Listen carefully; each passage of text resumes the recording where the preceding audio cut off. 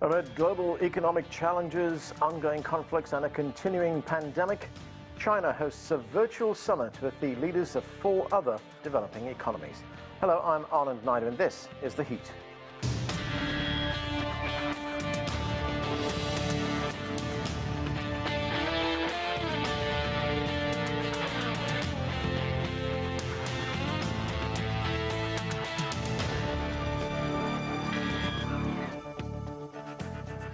The leaders of Brazil, Russia, India, China and South Africa met virtually in Beijing for the 14th BRICS summit. Together they account for more than 40% of the world's population, contributing nearly a quarter of global GDP and 18% of world trade. The gathering took place as the world grapples with a multitude of challenges. CGTN's Tang has more from Beijing. Taking stock of cooperation and building more consensus. This is what China is ready to work on with its BRICS partners as this year's rotating presidency. At the 14th BRICS summit, President Xi Jinping stressed that the meeting is at a critical juncture and positive, stable and constructive forces are needed for the world. Sometimes smooth, sometimes rough, but always moving forward. Although the international situation is constantly changing, the trend of open development will not. The desire to work together to face challenges will not change. The theme of the summit focuses on fostering high-quality partnerships and ushering in a new era for global development. That was echoed by participating leaders of Brazil, Russia, India and South Africa, who have long agreed on expanding the mechanism wider and deeper. The meeting adopted and issued the 14th BRICS Summit Beijing Declaration, in which the 5 countries look forward to injecting new impetus to international cooperation. The BRICS cooperation mechanism was established in 2006. Over the past 16 years, a multi-level cooperation structure has been gradually formed and has been particularly fruitful this year. For example, cooperation agreements have been signed between May and June in several key areas, including vaccines, food security, trade, digital economy, and aerospace. More meetings under the BRICS partnership will be held in the second half of the year in China. The results of BRICS cooperation are important for the group itself, as well as emerging markets and developing countries, as they call for better global development. As this year's BRICS chair, China is expected to foster a broader partnership and promote prosperity on a greater scale. Tang Bo, CGTN, Beijing. There is much to talk about. Let's get to our panel. Ebrahim Rasool served as South Africa's ambassador to the United States and founded the World for All Foundation. Chidanand Rajghatta is the Times of India's foreign editor and US bureau chief. Also with us is Roberto de Toledo. He's an online editor and political columnist for Piaui Magazine. And Victor Gao is a chair professor at Soochow University and vice president of the Center for China and Globalization. Thanks, everyone, for being with us. Victor Gao, as I said, this summit, a virtual summit it is taking place at a crucial time. The world is facing some major challenges right now. And if we look at some of them, the conflict in Ukraine continues. The world is facing an economic downturn. There's inflation and of course, the effects of the pandemic are still with us. So what do you see as the major challenges for these leaders as they meet for this summit? Well, this summit of the BRIC countries took place at an extraordinary time in human history, mainly because now we are faced with war and peace issues. We are faced with a whole series of crises, energy crisis, food crisis, and a financial crisis, and also a refugee crisis, and you name it. It seems that the world is coming apart at important points, and many major issues are increasing their challenges to mankind. So how should the world as a whole deal with all these issues, and how in particular should these 5 countries, which are very important in their own way, and each of them, I think, literally is a major emerging market in Eurasian continent, in Africa, as well as in Latin America. So I think this summit demonstrates to the world that these 5 BRICS countries can gather together at extraordinary critical time and continue their dialogue in a peaceful way through negotiations, and this really sets them apart from other countries which seem to be very eager to divide the world into a Cold War-like blocks, for example, emphasizing on confrontation and conflict, rather than engaging in earnest negotiations to promote peace and cooperation. So I think this lays the groundwork for these 5 countries to close ranks further, especially when Russia, among BRICS countries, is facing increasing headways of more than 10,000 different items of sanctions. How can we deal with each other with respect? And how can we deal with economic sanctions without, for example, resorting to Cold War mentalities, but emphasizing on cooperation, closing ranks, putting the interest of all these BRICS countries' people, which account for more than 40% of the total population in the world, first. This remains the challenge for mankind. Victor, as you say, we are seeing these deep fault lines emerging between the United States and its allies on one side and the rest of the world, really, on the other side. And I'm wondering how much of a challenge that poses for a grouping like BRICS.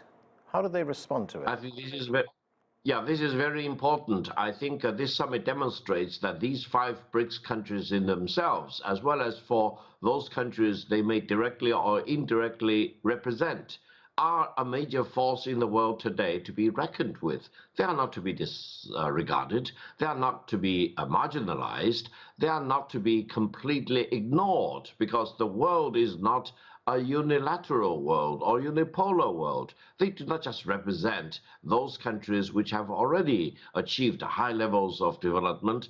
They also include countries which are relatively lower than what we would say the first class or the first world people, for example. You are talking about sizable populations in Eurasia market, in Africa, in Latin America, and elsewhere in the world, which are facing new challenges. But the most dominant issues, I would say, is still peace and development. And they have very different circumstances and challenges, very different from those countries in Europe, for example, or North America, in Oceania, you name it. And we want to let the world know that we have a voice, very, very loud voice, and we represent a very large portion of the population in the world. And our interest and our voices need to be recognized rather than muffled. Chidanand Rajghatta, what is your reading of the situation right now? We just heard Victor Gao read us this, or tell us about this litany of challenges that the world faces right now, as he pointed out: an energy crisis, a food crisis, a refugee crisis, an economic downturn, and of course the conflict in Ukraine continues. How do the BRICS countries respond to it? What do they bring to the table? I think they all come to the summit with slightly different agendas and different. There's basically a positioning, but I think common to everyone is the urgent need to sort of normalize things and move on. What's happened is because of the principal challenges that you mentioned, and primarily the most recent one, the war in Ukraine. This has the potential, and to a degree it has already disrupted trade to a tremendous degree, and this coming on top of the pandemic. And now there is inflation and a looming possibility of a recession. So I think everyone feels the urgent need to go beyond the war. They want it to end one way or the other and move on. The striking statistic from the ones you mentioned was this is 40% of the world's population, but accounting for 25% of the world's GDP and 17% of the world's trade. They all want to trade more. And what the war has done is severely disrupted trading, also because of the sanctions. So primarily, I see this as a stage where, one, it shows China coming of age. I think China wants now to be seen as an equal partner on world stage and not let the United States, run away with fashioning a unipolar world. And two, importantly, it also, I think, sort of brings Mr. Putin back on stage. I mean, he's because of the war, he's been sidelined, he's been sanctioned, he's under severe pressure, and I think this presented a good opportunity for him to come back. And for India, Brazil, and South Africa, it represents a challenge of showing that they're not necessarily in the U.S. shadow. Each of these countries, all positioned in different continents, have maintained a very neutral stand vis-a-vis the Ukraine war. And I think they want to demonstrate also that they're not at the U.S. beck and call. And primarily, the United States is actually left alone with its Western allies, mainly OECD European allies, in their stand against Russia. And this is something the other countries don't necessarily share the U.S. view. And I think this is a way of demonstrating that by attending this summit and sharing the stage with both China and Russia, which are more aligned. It's not necessary that India agrees entirely with Russia's invasion of Ukraine, but I think it doesn't agree with the United States and the Western viewpoint either.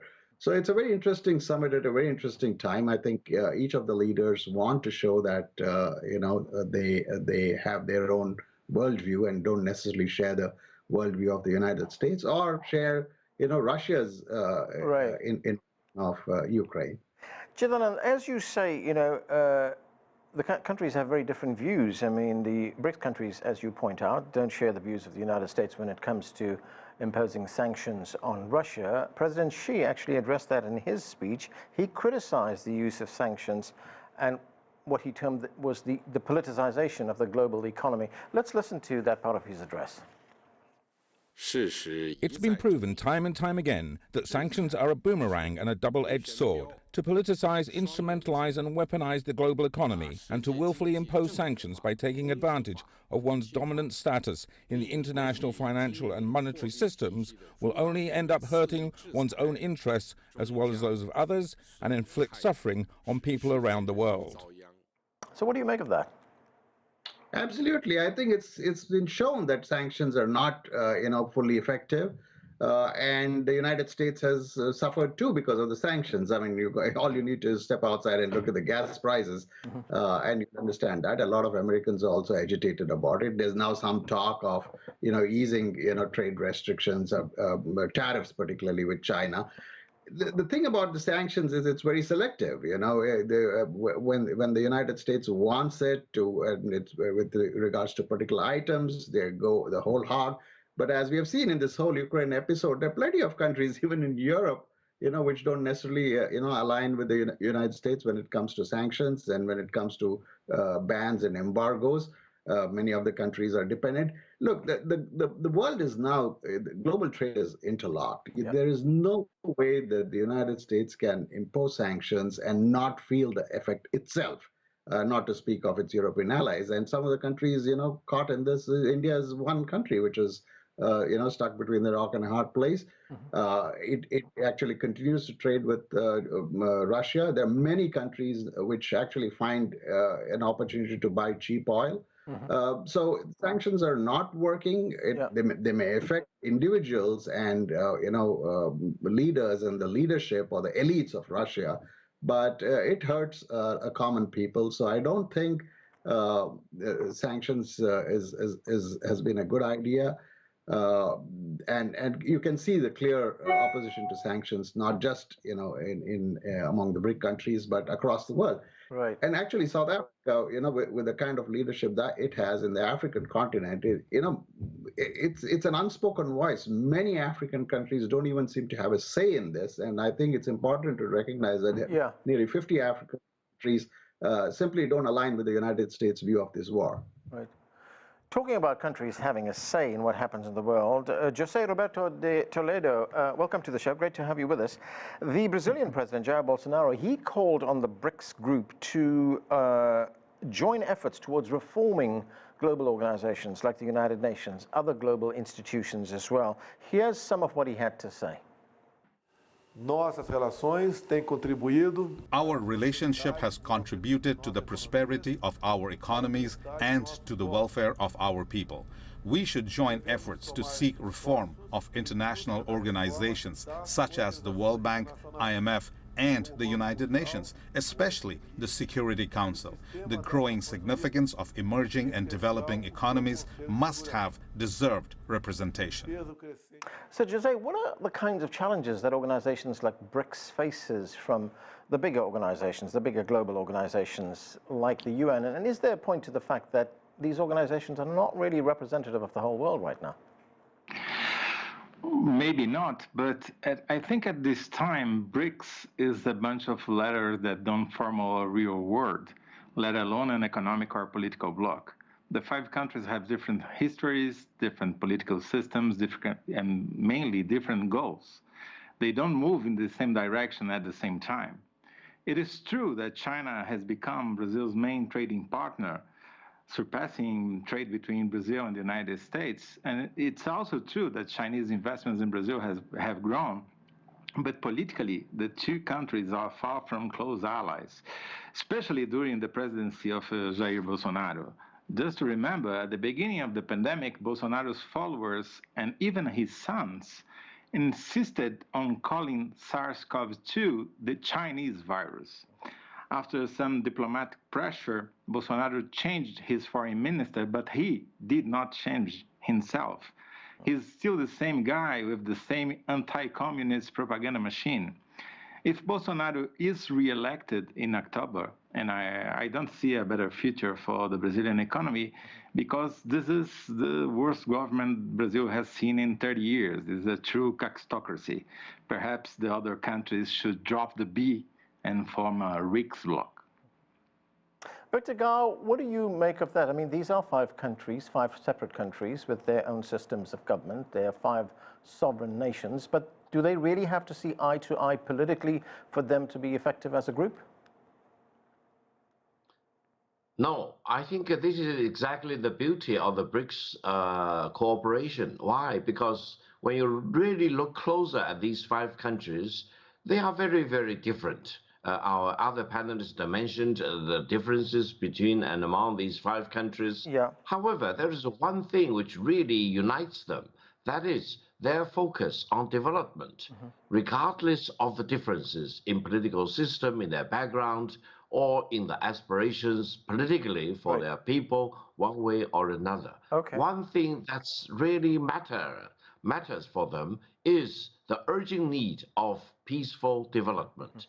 In this sense, I think they can share a lot in terms of how they want to deal with each other with respect rather than with disrespect, how they want to put a premium on peace and development and growth. This is the most important thing. I think these 5 BRICS countries do conclude in a similar way that in order to improve their living standards for their people, they need to develop, they need to grow in peace and in cooperation.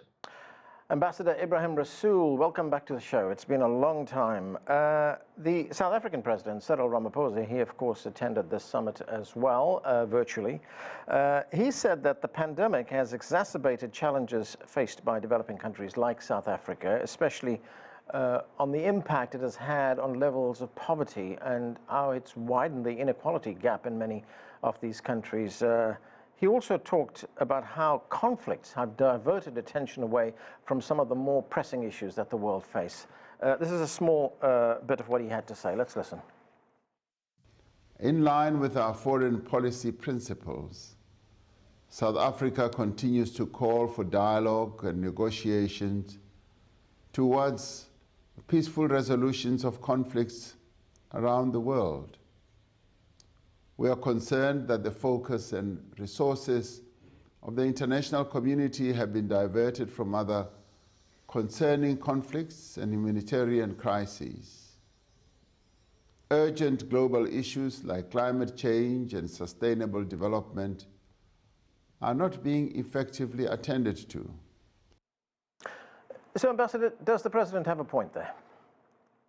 No, I think the President's point underlines what all of the previous panelists have said, and that is that BRICS is not necessarily a politically uniform group. We have diverging models, but we converge globally on the need for development. We converge on the need to overcome poverty, inequality, and underdevelopment. We converge on the need for different models of peacemaking and ensuring global stability. And we converge on the issues of a new model of global governance. I think we can't have the old systems of the United Nations and the Bretton Woods doing what they're doing, because increasingly the dominant Western governments are becoming populist. They're becoming pernicious in the way in which they apply sanctions. Iran has seen what it means on the one hand. Russia is seeing what it means on the other hand. And so while we were hoping that the slump of the pandemic that exacerbated poverty, inequality, and underdevelopment, we should have seen a transformative recovery. Instead, we walked right into the Ukraine situation, and the inadvertent impact of sanctions there has in fact exacerbated what has already been made bad by the COVID-19 pandemic. And so I think that the challenges facing the 5 BRICS nations is not to find political coherence amongst themselves, but to enlarge to other emerging markets in order for us to be able to create a truly multilateral world, in order for us not to be at the mercy of pernicious populist policies in the West. So, Ambassador, you set out the future there for an organization like BRICS, but how big is that challenge, especially, as I've mentioned before, the kinds of challenges that we're experiencing now around the world? I know, for example, that South Africa in BRICS is often a proxy for the whole of Africa, and Africa has been coming together. For example, 54 countries signed up to the African Continental Free Trade Agreement, and instead of emerging from the COVID-19 pandemic with an agenda of how we will interact and trade and receive investments from the world, we're now recovering with inflation and deeper poverty. And I'm sure that other blocs, such as Brazil in Latin and South America, Eurasia, and so forth, I think this is the time to take an unstable, unpredictable world by the scruff of the neck and create the kind of stable peace that can bring about a new model of development for the world. But I think there may be pressures to expand it in order not to leave countries at the mercy of pernicious populist policies. Chidanand, India, of course, is a member of BRICS. It's also a member of the Quad group, along with the United States, Japan, and Australia. This is more of a security grouping than anything else. Does this pose something of a challenge for India? I mean, is it a bit of a balancing act for the Modi government and how they deal with BRICS on the one hand and the Quad on the other? It absolutely is, and for so far India's played its cards well, and that's the reality of life. You have to deal with every country and every bloc. I mean, China is still one of the biggest, largest trading partners with the United States, just because it's part of BRICS or doesn't agree with the United States on many things doesn't diminish that. And the fact is, Prime Minister Modi, I think after BRICS, he goes on to attend, the G7 summit as an associate. So yes, I mean, India has had to strike a balancing act, and like I said earlier, it doesn't necessarily agree with the United States and the Western view of the Ukraine situation. At the same time, it has implicitly criticized Russia. In fact, one good outcome of this BRICS summit is, it would be better for President Putin to be spoken to about his invasion by the BRIC partners rather than being lectured to by the United States and Europe, which actually, sets up a kind of confrontational attitude. Also, the BRICS was kind of fading away over the last few years. Even there were jokes about dismantling BRICS and so on. And the relevance of this particular summit and why BRICS has suddenly become so important again is simply because of coalescing of NATO. Right. The fact that the NATO countries came together so strongly or were driven together by the United States so strongly is what has caused, this whole BRIC thing to rise up again. Okay. Otherwise, over the last few summits, actually, BRICS stood a little diluted. Yeah. And now we are seeing it's coming again. And there will be these formations. There will be BRICS, there will be Quad, there will be G7, there will be G20.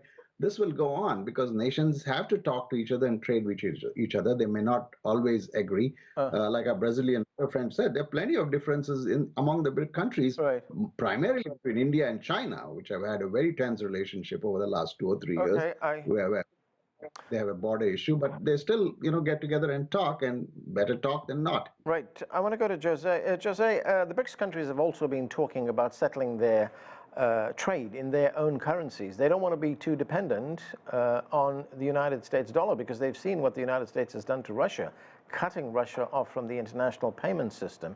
Do you see any progress on that?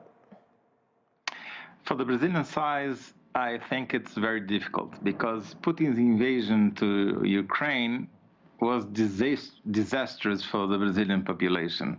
Inflation, the cost of food, the price of gasoline skyrocketed.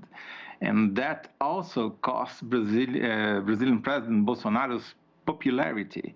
It's like I said, very often the interests of Brazil and Russia in this case are different and even conflicting.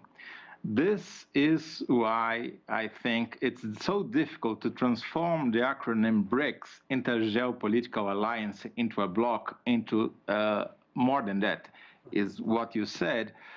It's even further, and I think it's, at least for Brazil, at this point where we are 100 days from a presidential election, Bolsonaro won't do anything further to change the way we trade with other countries. Okay, Ambassador Rasool, I've just got about a minute left, but I'm wondering, could a country like South Africa fall foul of United States secondary sanctions by continuing to trade with Russia? For instance, South Africa continues to use the international payment system known as SWIFT to, say, pay for wheat that they import from Russia. I mean, how does South Africa overcome something like that? Look, I think that South Africa, like other countries, have to keep their options open on both sides. But I think it also has to stand on certain principles. What will help to strengthen us is that the immediate objective may not be an alternative currency, although the Russian situation has hastened the debates around it, but certainly a BRICS bank could be a guarantee for the way in which countries can also secure their own autonomy and not be at the mercy of the United States. And so I think we're going to have to walk a fine line because the United States may also be in danger of being isolated if it persists in forcing its will down our throats. Okay, and that's where we have to leave it. Thanks to all of you for being with us on the show. That is it for this edition of The Heat. I'm Anand Naidu in Washington, D.C. Thanks for being with us.